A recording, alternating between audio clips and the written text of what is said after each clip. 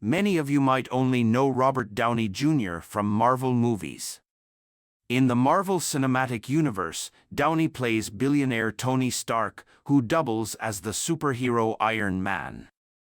By turning this character into an icon, RDJ, alongside producer Kevin Feige and director Jon Favreau, successfully laid the foundation for a massive entertainment business.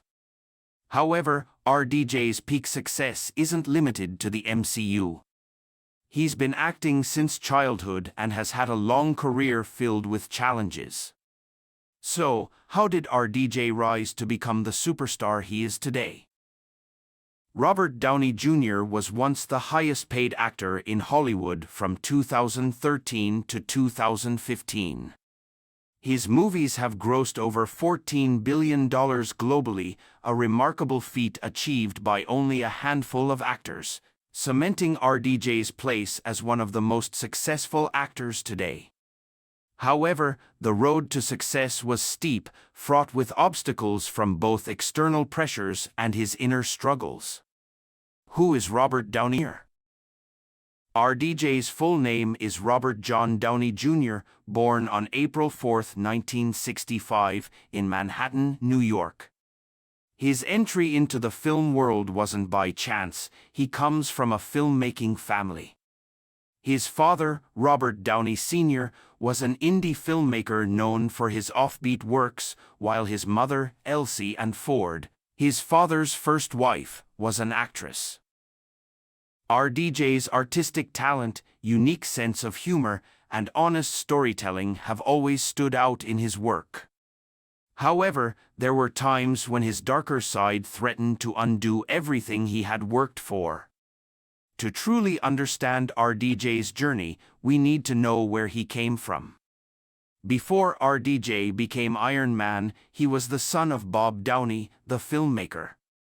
So, who was Robert Downey Sr., and how did he shape the RDJ we know today?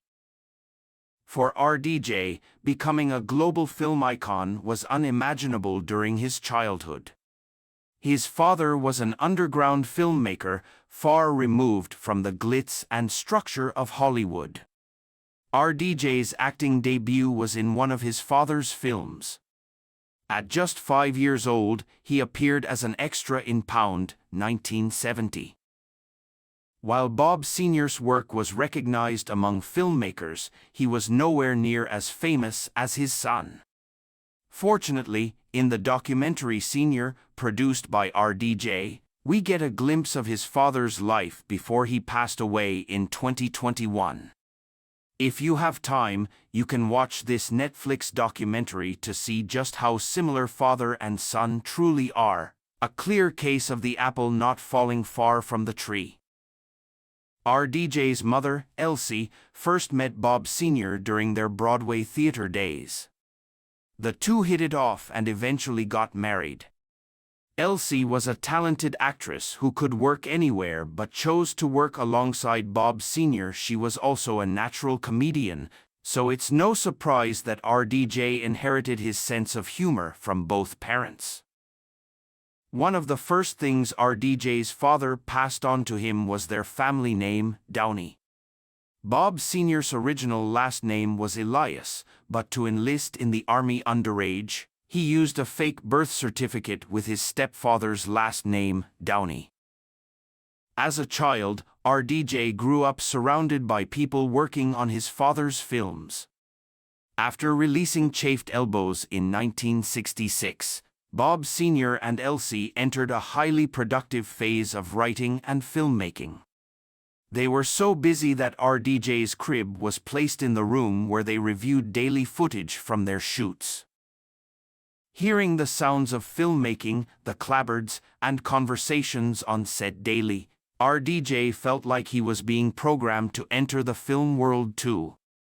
Despite the family's financial ups and downs, his father's passion for filmmaking never wavered, and he would create movies with whatever resources were available.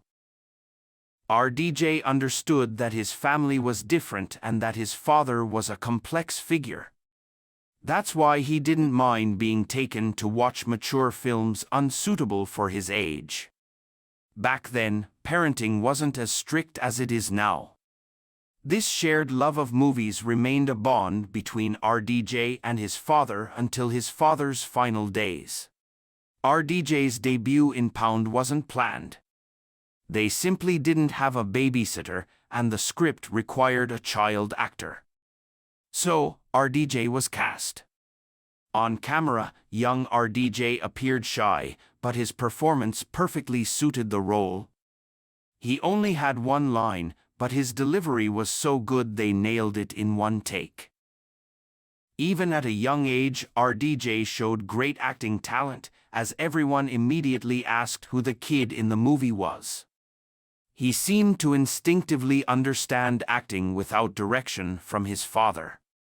RDJ later said that when a camera was near, it was his cue to play with his dad. Elsie also appeared alongside RDJ as his on-screen mother in Bob Sr.'s Greaser's Palace, 1972. RDJ was very proud of this film because he was old enough to grasp the concept of acting by then.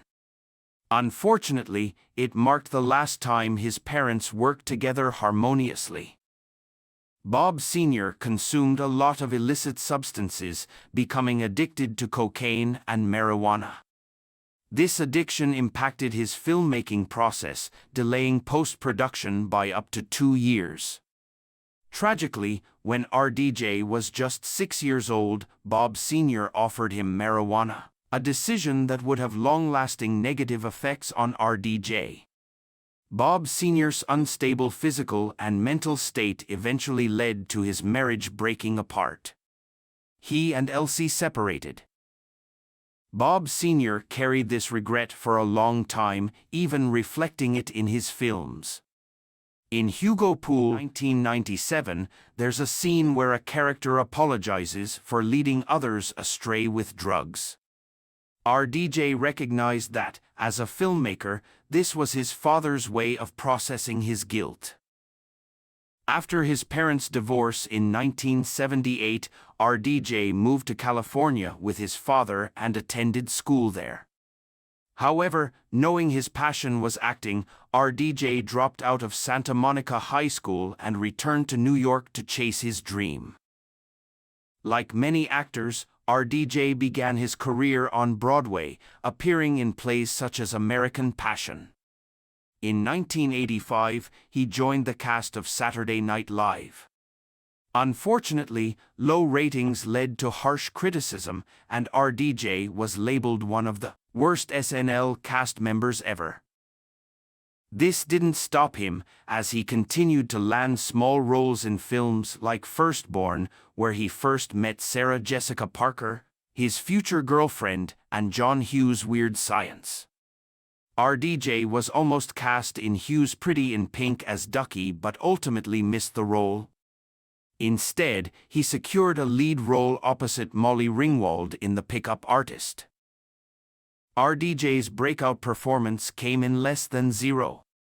Beyond being a significant milestone in his career, his portrayal of Julian, a reckless, drug-addicted young man, served as a warning. Unfortunately, RDJ's real-life behavior mirrored his character, leading to a turbulent phase in his life. The success of Less Than Zero opened doors for RDJ, including roles in Chances Are with Sybil Shepherd, True Believer with James Woods, Air America with Mel Gibson, and Soap Dish. RDJ's hedonistic lifestyle paused temporarily when director Richard Attenborough cast him as Charlie Chaplin in the 1992 biopic Chaplin. To prepare for the role, RDJ trained intensively to mimic Chaplin's movements and even learned to play the violin. His performance earned him his first Academy Award nomination for Best Actor, although he lost to Al Pacino for Scent of a Woman. After Chaplin, RDJ starred in notable films like Robert Altman's Short Cuts, Oliver Stone's Natural Born Killers, and other popular titles such as Only You, a romantic comedy opposite Marissa Tomei, and U.S. Marshals alongside Tommy Lee Jones and Wesley Snipes.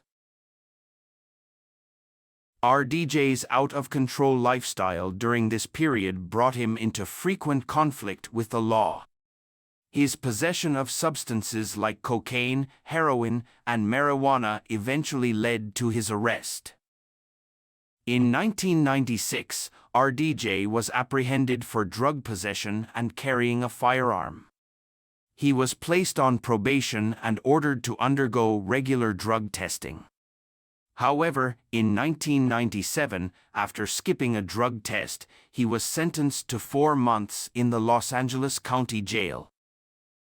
Failing to comply with drug testing again, RDJ was sentenced in 1999 to 3 years in prison, reduced to time served. Ultimately, he spent 15 months in the Corcoran State Prison in California. RDJ candidly admitted that prison was the worst experience of his life. He wasn't sent to a high-end facility and often had to share quarters with rats. Once, he got into a fight with another inmate and was beaten badly. As the instigator, RDJ was placed in solitary confinement. Yet, RDJ's adaptability helped him adjust to prison life within 2 weeks. He quickly understood the harsh environment and was ready to defend himself to avoid becoming a target. Just a week after being released from prison, RDJ landed a role in the TV series Ally McBeal.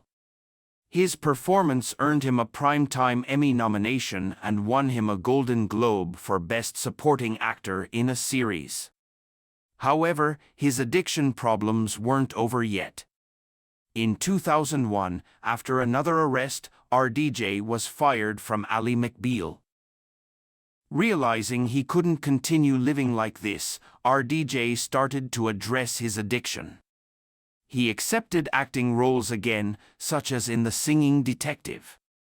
However, due to his troubled track record, the insurance for the production had to be personally covered by the director and his old friend, Mel Gibson. Gibson's gamble paid off, as RDJ then secured another role in Gothica. Although 40% of his paycheck was withheld as a guarantee he would stay out of trouble during filming. Luck started to shine on RDJ as he broke free from drugs. He starred in several well-received films, such as Shane Black's Kiss Kiss Bang Bang, George Clooney's Good Night and Good Luck, Richard Linklater's A Scanner Darkly, and, of course, David Fincher's Zodiac. Despite having an extensive filmography spanning over 2 decades, RDJ truly got his big break when he decided to audition for a superhero film titled Iron Man. For RDJ, it was worth a shot. After all, the last time he auditioned, he landed the role in Chaplin, which earned him an Oscar nomination. Marvel Studios president Kevin Feige was impressed that an actor of RDJ's caliber was willing to audition. To Feige, it showed his enthusiasm for the role. RDJ's past was not seen as a deterrent, even for a family-friendly superhero film. For director Jon Favreau, RDJ was an intriguing choice whose performance would elevate the movie, especially since Iron Man wasn't yet a widely recognized IP. Co-star Jeff Bridges believed RDJ's reputation added an interesting layer to the story. Audiences would have no trouble seeing RDJ as Tony Stark, as both were talented individuals whose lives were in disarray before making a comeback after near-death experiences. RDJ truly embodied Iron Man.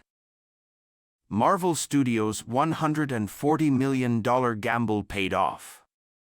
Iron Man was a huge hit, grossing nearly $600 million worldwide. This success launched not only its sequels but also the foundation of the Marvel Cinematic Universe (MCU), introducing other superheroes like Thor, played by Chris Hemsworth, and Captain America, played by Chris Evans. Iron Man also became a crucial character in the success of the Avengers, which grossed $1.5 billion at the end of MCU's Phase 1, alongside team members like Nick Fury, Samuel L. Jackson, Black Widow, Scarlett Johansson, Hulk, Mark Ruffalo, and Hawkeye, Jeremy Renner. Despite his busy schedule filming Iron Man and MCU movies, RDJ still found time for other projects.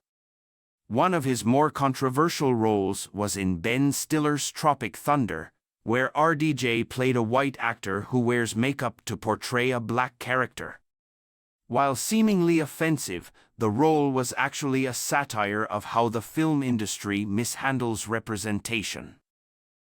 RDJ also starred in another action franchise with director Guy Ritchie, Sherlock Holmes, and its sequel Sherlock Holmes, A Game of Shadows, alongside Jude Law as Dr. John Watson.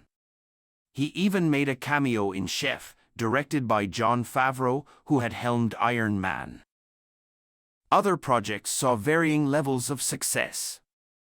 After starring in The Judge, which earned Robert Duvall an Oscar nomination for Best Supporting Actor, RDJ took on Dolittle, which flopped critically and commercially. However, in his subsequent films, RDJ has proven that his post-MCU career still has great potential and success. RDJ and Christopher Nolan have actually known each other for a long time.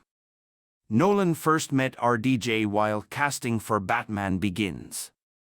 Although Nolan knew RDJ wasn't quite right for the role of Scarecrow, which eventually went to Cillian Murphy, the director still wanted to meet him out of curiosity. At the time, RDJ still had a shaky reputation, and Nolan, who admired him, admitted he was a bit nervous about the meeting. Though they didn't work together then, Nolan continued to follow RDJ's career. He even remarked that Marvel's decision to cast RDJ as Iron Man was one of the most important casting choices in Hollywood history because it reshaped the industry with the birth of the MCU. When Nolan finally worked on Oppenheimer and needed someone to play Louis Strauss, Oppenheimer's adversary, he knew he had to find a charismatic actor. But charisma alone wouldn't suffice. Nolan wanted someone with a long, storied career but who had rarely been offered a role this complex. That's why Nolan chose RDJ. Although RDJ didn't have to undergo physical transformation for his role like Cillian Murphy did with his strict diet, he was required to make significant changes to embody Strauss. RDJ's flamboyant and witty Tony Stark persona was entirely suppressed to portray Strauss, an insecure and vengeful bureaucrat. The result was astonishing, as audiences were impressed by RDJ breaking free from Iron Man's shadow. You know a lot about Robert Downey Jr.'s career and movies. But how well do you really know him and his origins? Let's dive in. Robert Downey Jr. is a multi-talented artist. If you've watched his films, you probably know he's skilled at many things, including dancing. But did you know that as a child, RDJ once took ballet lessons? When RDJ was 10 years old, he lived in London and studied at the renowned Perry House in Chelsea. There, boys and girls were required to take ballet classes. Can you imagine young, rebellious RDJ being made to dance ballet? He himself found it amusing. RDJ admitted that to maintain his bad boy image, he didn't take the lessons seriously. However, ballet training can be useful for actors. Fun fact: there's another MCU actor who's great at ballet, and it helped with his roles, Tom Holland, aka Spider-Man. Looks like Iron Man and Spidey really are besties. Besides dancing, RDJ also has a talent for singing. Talk about being a complete entertainer. RDJ has a pretty good voice and even released his own album nearly 2 decades ago. In 2004, RDJ released an album called The Futurist. Not only did he sing, but he also wrote some of the lyrics for songs like The Futurist, 530, 530, and Broken. He made the album after overcoming his battles with addiction. However, the album reflected his darker experiences, and friends said the songs felt melancholic. For instance, Broken was reportedly written for his ex-wife, Deborah Falconer, expressing his remorse and admitting he wasn't ready to fully love someone back then. The song was even featured in Shane Black's Kiss Kiss Bang Bang. RDJ also performed live in Ally McBeal, including a rendition of The Police's Every Breath You Take. Despite his talent, his music career didn't take off. The Futurist sold only 16,000 copies in its first week and debuted at number 121 on the Billboard charts. By 2006, RDJ decided not to make another album, calling it a waste of energy. He preferred spending time with his family at home instead of being stuck in a studio. Before becoming the family man he is today, RDJ had a few relationships. One of his longest was with Sarah Jessica Parker. They met at 18 while filming Firstborn. They lived together for around 8 years, breaking up in 1991. RDJ didn't shy away from admitting that he was the main reason for the split. He struggled with alcohol and drugs, which clashed with Sarah's sweet and supportive nature. Sarah did her best to help RDJ and keep their lives together, but his habits eventually wore her down. While she believed she had kept his life from completely falling apart during those years, Sarah ultimately decided to leave. Despite his troubled past, RDJ's talent kept people eager to work with him. For instance, Elton John specifically chose RDJ for the music video of I Want Love. Director Sam Taylor Johnson agreed to take on the project only if RDJ starred in it. At the time, RDJ was in rehab. The team sent the album to his facility and asked if he was willing to participate. Surprisingly, RDJ agreed, and the entire video was prepared in just 5 or 6 days. The music video was shot as a one-take sequence, with RDJ walking through an empty house lip-syncing to the song. They filmed 16 takes, and the final one was chosen because RDJ was fully relaxed and in the zone.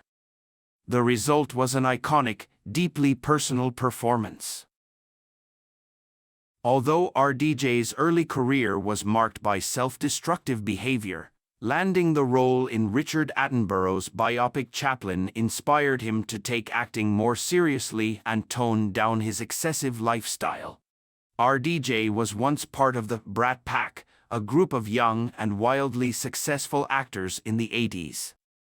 In a symbolic act of shedding his past, he gathered all the clothes he had worn during that era, including outfits from his movie Less Than Zero, and buried them in his backyard. At first, RDJ felt unsure about this seemingly random act. However, 4 days later, he noticed a shift in himself. He felt more prepared to leave behind the dark figure of his troubled past. In Iron Man, there's a scene where Tony Stark eats a burger. Surprisingly, this wasn't just a casual product placement but had a deeper meaning. One day, RDJ, under the influence of heavy drug use, stopped by Burger King for a meal while driving. He bought a burger that tasted so awful it made him realize just how messy his life had become. RDJ had a premonition that something terrible would happen if he didn't change. Grateful for this turning point, he drove to the ocean, threw all the drugs in his car into the water, and vowed to quit. The burger scene in Iron Man was his way of thanking Burger King and that terrible burger for helping him begin his recovery. From the moment RDJ was cast as Iron Man, he was eager to have his superhero face off against the Mandarin. He even pitched the idea to Marvel president Kevin Feige, believing that the Mandarin would make the perfect villain from the start. Feige, however, held off, wanting to wait for the right time to introduce the iconic character. It made sense, as the early movies focused more on Tony Stark's relationship with his father and his company. Unfortunately, Marvel's eventual attempt to bring the Mandarin into Iron Man 3 was disappointing, with fans feeling tricked by the fake Mandarin twist. They redeemed this later in Shang-Chi and the Legend of the Ten Rings by introducing Tony Leung's portrayal of Wenwu. Despite appearing in numerous action films, RDJ isn't just acting when it comes to fight scenes. He has been practicing martial arts for years, particularly Wing Chun, which he started in the early 2000s. RDJ often incorporates Wing Chun into his films. For example, in Sherlock Holmes, his real-life Wing Chun instructor, Eric Oram, not only trained him but also served as the film's fight consultant. Wing Chun, a Chinese martial art, enhances focus, concentration, and relaxation. A combination of self-defense techniques, combat skills, and strategy, it's also studied by members of the Navy SEALs, FBI, and CIA. For a Hollywood leading man, RDJ isn't particularly tall, standing at around 174 centimeters or 68.50 inches. This difference is noticeable during premieres when he's surrounded by much taller co-stars.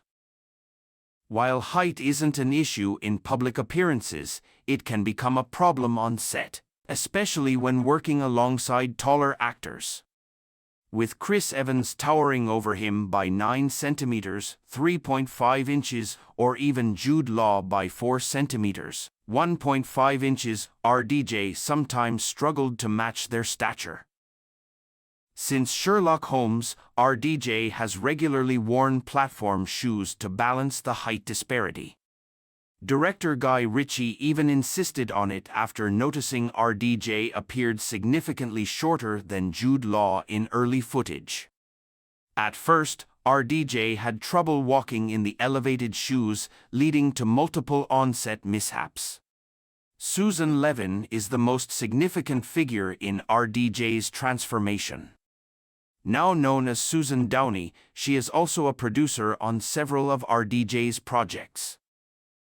They met in 2003 when Susan was producing Gothica under Silver Pictures. She had been warned about RDJ's troubled reputation and was tasked with keeping an eye on him during filming. Initially, Susan wasn't impressed by RDJ, finding his behavior odd. RDJ pursued her persistently, but Susan remained cautious, maintaining her professionalism and avoiding romantic involvement with an actor on her film. At the time, Susan was a well-behaved individual who had never even smoked, while RDJ was the complete opposite. Despite their differences, they started dating after the film wrapped. Things progressed quickly, and RDJ eventually proposed. However, Susan made it clear that she would only accept if he completely quit drugs. Given this ultimatum, RDJ decided it was time to change. 2 years later, they married and now share 2 children, Exton and Avery Roll. They also continue to work together, producing films like the Sherlock Holmes series, The Judge, Doolittle, and the documentary Senior under their production company, Team Downey. RDJ's career journey is undoubtedly lengthy and full of inspiring moments. It's remarkable to see how he overcame dark times, even serving time in jail, and emerged stronger.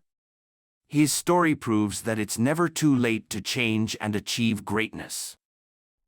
See you next time for more fascinating stories from the world of cinema.